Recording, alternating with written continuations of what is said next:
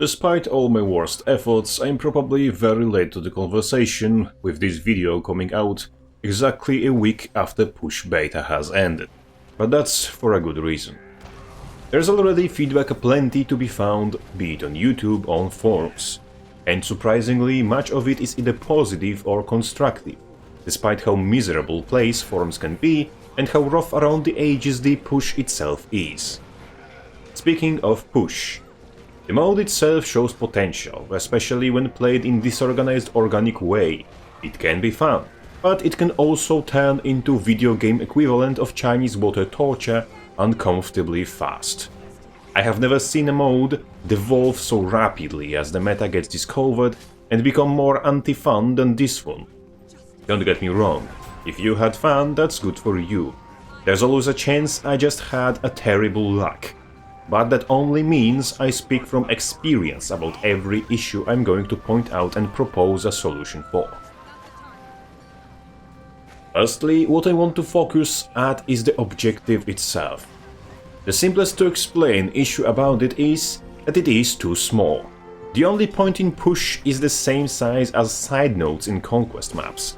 And as you probably noticed, many conquest maps, be it Legacy of the Fallfire or Revenge of Capricorn, have larger middle objective, while others like Eternal Coliseum or Battle of Kylo or Skyhammer have high grounds, catwalks and most importantly terrain cover surrounding the middle objective, breaking the sidelines and separating chunks of the teamfights from each other, allowing both teams to play without funneling themselves into small cramped area.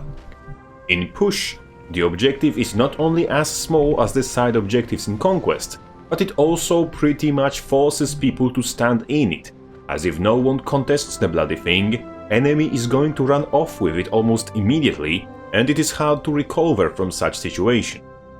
This need to constantly contest the point and its small size combine to create a travesty with a crankshaft. The point itself, due to its size, is very easy to cover with AoEs of any kind, and not contesting the point means actively and visibly losing, so the game mode incentivizes players to stand on the node even if that means certain death, because if they step off of it, even for a second, the point starts to immediately drift away.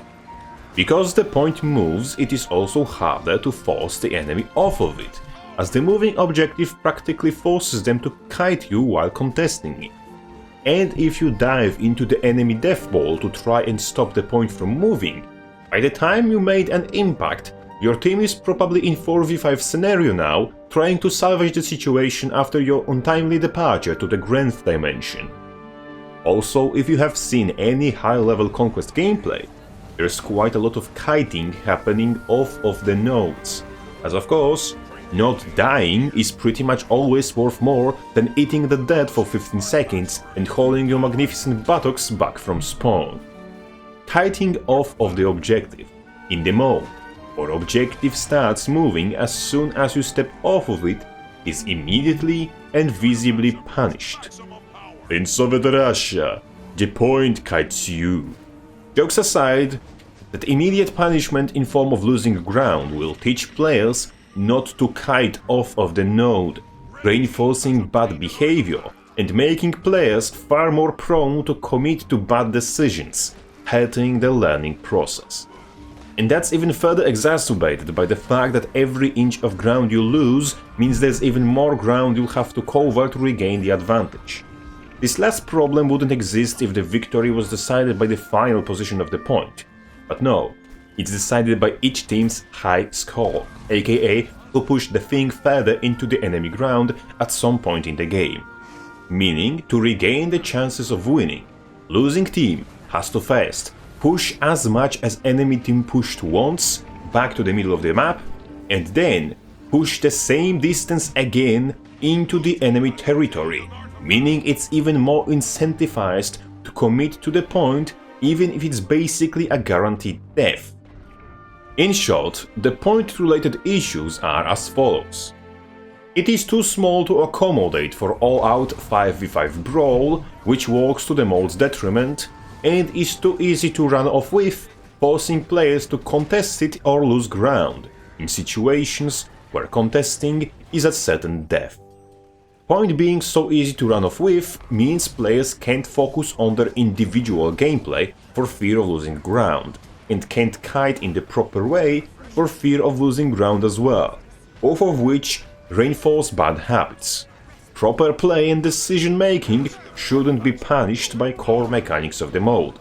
And finally, a team that is currently at disadvantage has to push twice the distance enemy just pushed to regain their chances of winning, which makes it far easier for players with poor mental state to justify to themselves ruining games by asking or throwing, because in their eyes the disadvantage is too large to recuperate and they just want to exit the game as fast as possible.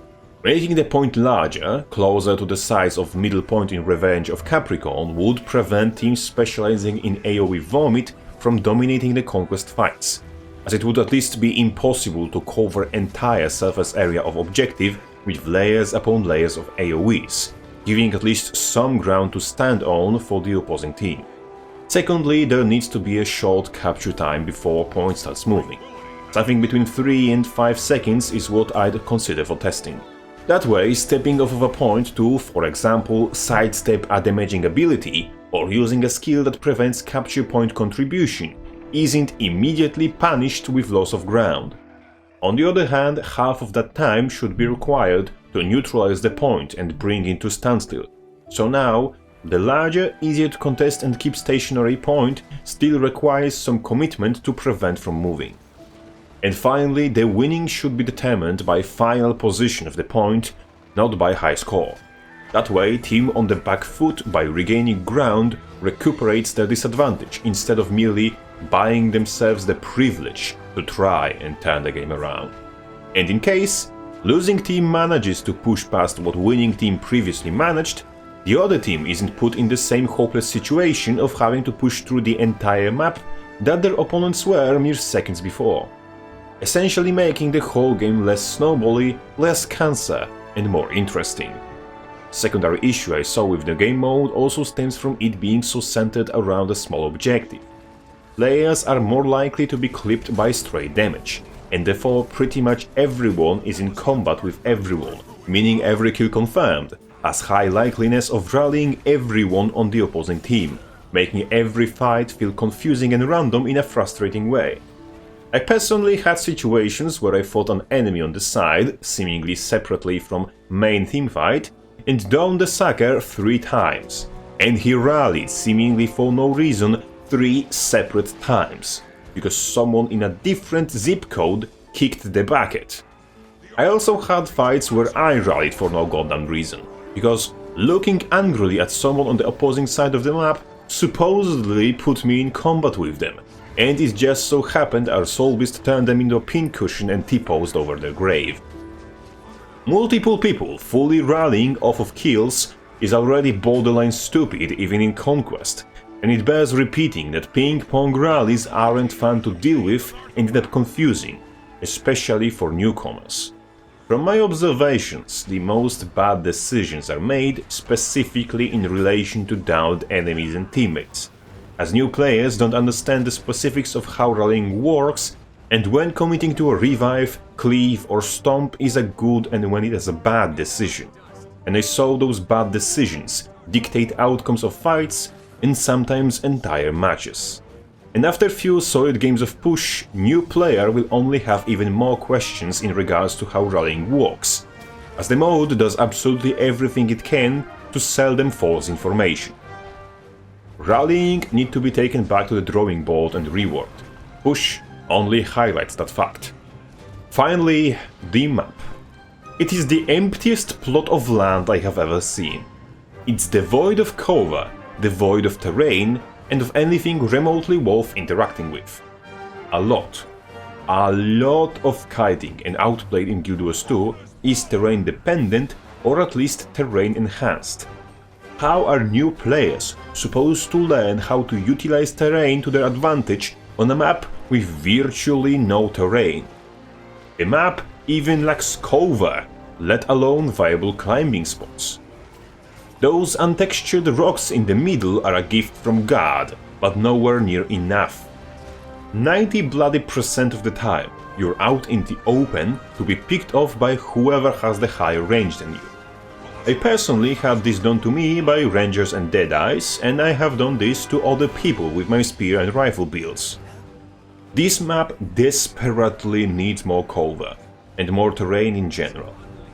The most fun to be had in this game mode, in my opinion, is around the wooden structure in one of map's corners, where cover exists and you can pretty easily access the high grounds, even without designated movement abilities.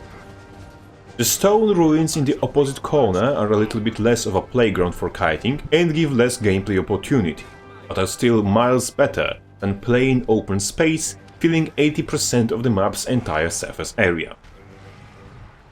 And that's the extent of it. The map just needs a lot more terrain. On pretty much every map in the entirety of PvP, some kind of climbable terrain, hard cover or well-defined high ground accompanies pretty much all, but especially main objectives. Graveyard in Legacy of the Fallfire is surrounded by high grounds, with crypt entrances and in places high grounds themselves serving as hard cover, which can be climbed directly from the point to accommodate kiting. That smaller high grounds, in turn, are surrounded by even higher, less accessible high grounds. Similarly, Clock Tower in Battle of Kylo and Point B in Skyhammer are both elevated structures, allowing access from ground level through ramps, stairs and jump pads respectively, but are also completely surrounded by catwalks, which in turn are accessible from point level, through ramps and jump pads respectively. Push lacks not only cover, as terrain to hide behind, but verticality in general. It needs high grounds, low grounds, pathways, jumping puzzles and a lot of geometry to hop around, over, from and onto. In Conquest, terrain playgrounds can surround specific areas as points remain stationary. In Push, however, terrain will have to be made with moving point in mind, possibly spanning throughout the entire map, surrounding on both sides the lanes point is going to traverse. If I could wish for something, I'd like to see a push map either modeled after a shipyard in style of Old Lion's Arch, or after Inquest Golem Assembly, with main push line being the assembly line for ships or golems respectively, with lifts, stairs and catwalks on both sides, bridges, platforms and cranes leaning over the objective lane, and storage rooms and compartments filled with random parts, materials and boxes of stuff to climb over and chase each other in between, connecting from both sides to the assembly line, with something worth capturing in every room. I want to chase and to be chased up and down the stairs. I want to jump from a bridge to a platform and from there onto a catwalk and back. I want to be able to run up the crane arm, leaning over the teamfight below, fire at the enemies beneath my feet and once pressured out of there, leap onto the roof of the building to slide back down and re-enter the building from opposing side. All, if possible, in a hectic chase resulting from or leading to a fight for control of the middle objective or some valuable side objective. Maybe Shipyard has rooms with cannons and grabbing one grants you temporary ability to rain cannonballs on the enemy team. Or maybe a control panel over the assembly has a button to sanitize the line below with Skyhammer-like energy discharge, causing both teams to flee into the surrounding compartments. Or maybe you can use a crane in the shipyard to drop boxes of random trade goods onto the enemy team's heads.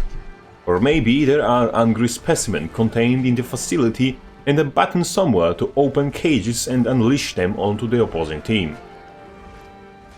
Potential certainly is there, and if current existing problems can be fixed and the map receives its necessary amount of attention, this might indeed work. Unfortunately, there's quite the road ahead of us. With that said, Crabface out.